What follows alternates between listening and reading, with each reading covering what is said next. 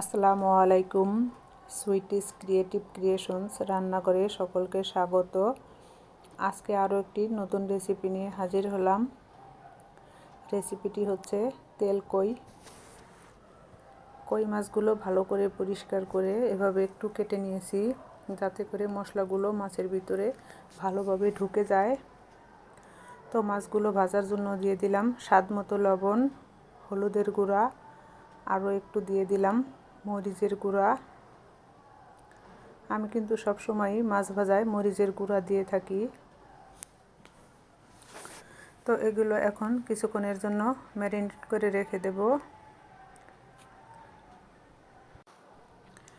তেলটা গরম হয়েছে, এখন মাছগুলোকে একটু হালকা করে ভেজে নেব। খুব কড়া করে মাছগুলোকে ভাজবো না। কড়া করে মাছ ভাজলে কিন্তু মাছের ভিতরে ঝোলটা ভালোভাবে ঢুকবে না, খেতেও তেমন একটা ভালো লাগবে না। সেজন্য হালকা করে ভেজেই তুলে নিয়ে নিলাম। এই যে আমার ছোট্ট রাঁধুনি, সেও কিন্তু রান্না করতে এসেছে। কতবার না করলাম, হাতটা পড়ে যাবে না, সে কোনো কথাই শুনছে না।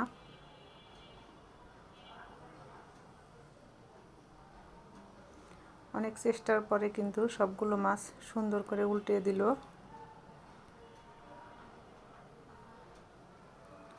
এই গরম তেলেই দিয়ে দিলাম কালিজিরা ফোড়ন, একটু বেশি করে দিয়ে দিলাম পেঁয়াজ কুচি,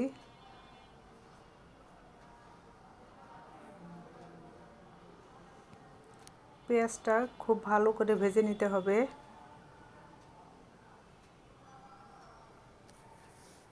এখন এখানে দিয়ে দিচ্ছি কাঁচামরিচ কুচি, টমেটো কুচি,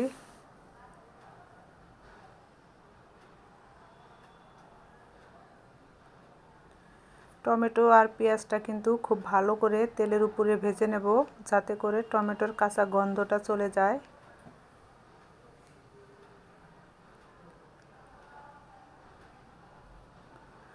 এখন দিয়ে দিলাম আদা রসুন বাটা, খুব সামান্য পরিমাণে দিয়ে দিলাম স্বাদ মতো লবণ, হলুদের গুঁড়া, মরিচের গুঁড়া, জিরার গুঁড়া, ধনিয়া, রাঁধুনি, মৌরি। এই মাছ রান্নায় কিন্তু ধনিয়া, মৌরি, রাঁধুনির গুঁড়াটা দিলে ঘ্রাণটা খুব সুন্দর হয় এবং খেতেও বেশ ভালো লাগে। মশলাটা খুব ভালো করে কষানো শেষ হয়েছে, এখন দিয়ে দেব ঝোল।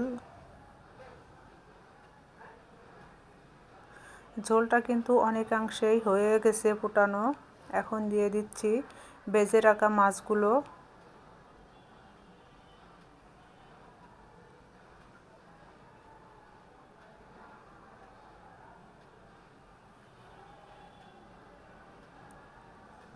দেখেই মনে হচ্ছে রান্নাটা কত সুস্বাদু হয়েছে।